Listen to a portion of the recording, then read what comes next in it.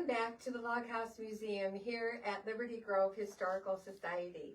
Cheryl gave you a little bit of a, to pique your interest, if you will, of our playing the player piano last week for you to hear and see how that goes. We're going to dive more deeply into that in just a little bit.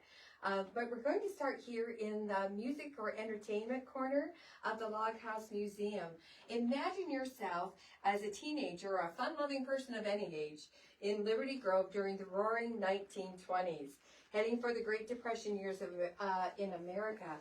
Luckily, you probably had a garden, a cow, or fisherman or two in your family to survive, but people, in good times and bad, love to sing and dance. There was no television back then, of course. Perhaps you or a neighbor had a radio like this one. It's called an ATWATER, and it's here by the settle of some people we're going to take a closer look at today. It belonged to Alfred and Minda Weborg, that beautiful radio. Or perhaps you had a violin. This one on the wall actually belonged to Gus Klinke. We visited the Klinke cottage that we have on site a couple of weeks ago. That would have belonged to Gus. We have another violin here and a beautiful organ that came from what was the Wickman House. It was called the Ellison Bay Lodge, and it was run by Gilbert and Olga Olson Wickman. Now, Olga Olson was the sister of Magdalene Olson, who was Gus Klinke's wife. So those two were sisters. So let's come on around here. You may have had a Victrola as well. This one actually works. Let's give it a go.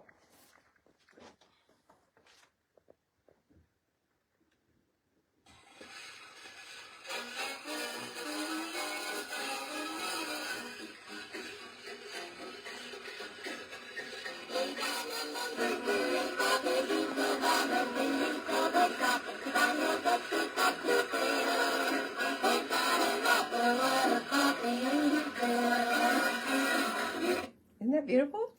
I know, I absolutely love it. If you take a look on top of the piano, you'll see a couple of accordions as well. Virginia Hanson could play the accordion, a namesake property here. These two, actually you can see what's here. This is from Files Hall, which is now the Mink River Basin. But they used to have bands and so on up there. But look at that beautiful, beautiful accordion. And then, of course, we have this lovely player piano that belonged to Minda Hogenson Weborg. We're going to talk a little bit more about her, but I wanted to share with you something about the player piano. It came in scrolls that you attached to the spools, and if you were looking for a particular song, you would look at the end of the box and prepare that on the scroll. I'm going to play just a little bit and then show you how you can re-roll that to start over. Here we go.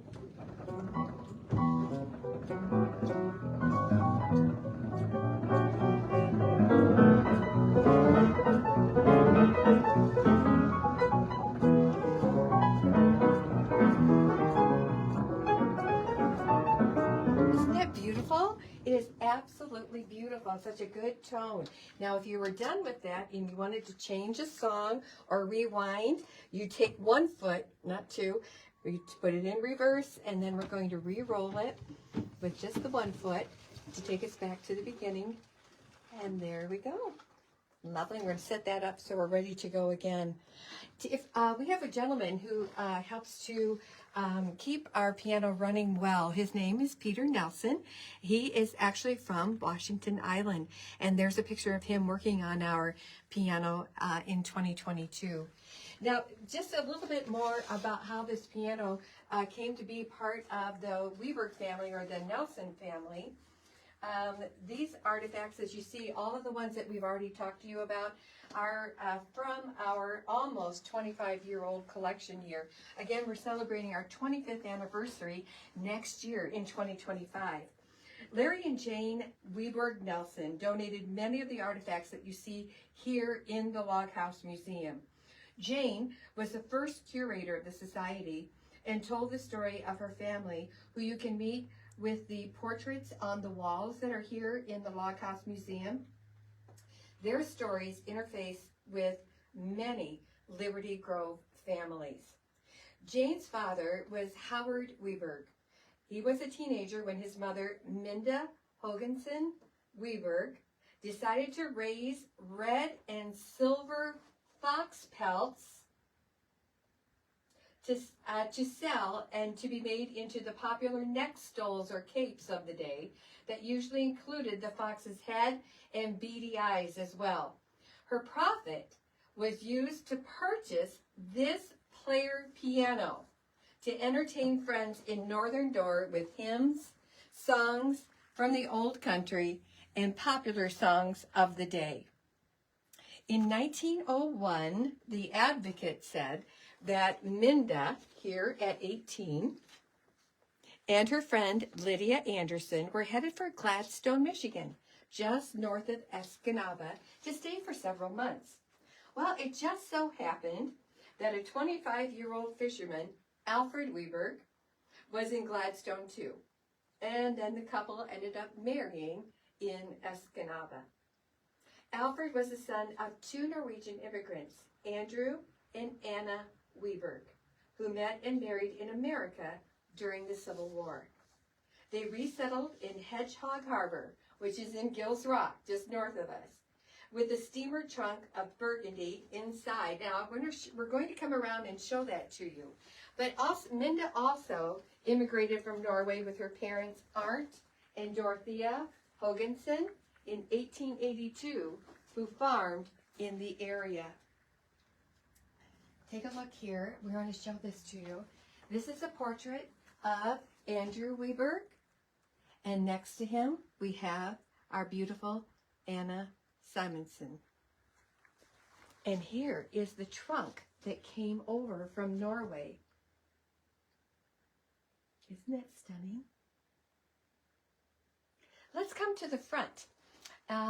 We have the dress and a few other portraits to show you. But I want to show you the wedding dress here of Ruby Weborg's wedding. It's in this beautiful peach. Her attendant, Vivian Larson, wore this lovely green dress. Is that the one? I'm not positive if that one is. But look at that beautiful, beautiful dress. Over here we have portraits of the Hogenson family, donated by David Weborg. This is the brother of Minda Weborg Hogenson. And here we have Arndt, the Hogenson Arndt family. Beautiful. Oh, and there we have the wedding portrait of Minda and Alfred, late 1800s. Beautiful. Take a look down here. You can imagine Minda being wooed with these lovely Valentine chocolate boxes that we have in the display case. There's something else that we wanted to share with you, and it's right here. These are some lovely treasures that we have here that Ruby put together. These are scrapbooks, and we were just thumbing through some of them, Cheryl and I were, and we're just amazed by some of the things that we found. Now, this one just popped up. This is in her 1959 to 1962. She always writes a description, but I saw description of Jens Jensen, and there it is. The founder of the clearing, seen as Albert Schweitzer of the Midwest. And we recently had a program just this year on Mirtha Fulkerson, and right there she is. Now, these scrapbooks are just stunning, but they are also available on our website. And all the pages turn, and you can see everything that's in these, and a little flash of history and what's been going on in our beautiful neighborhood up here in Liberty Grove. We're going to come around over here. I wanted to come back to a couple of other portraits that we have here.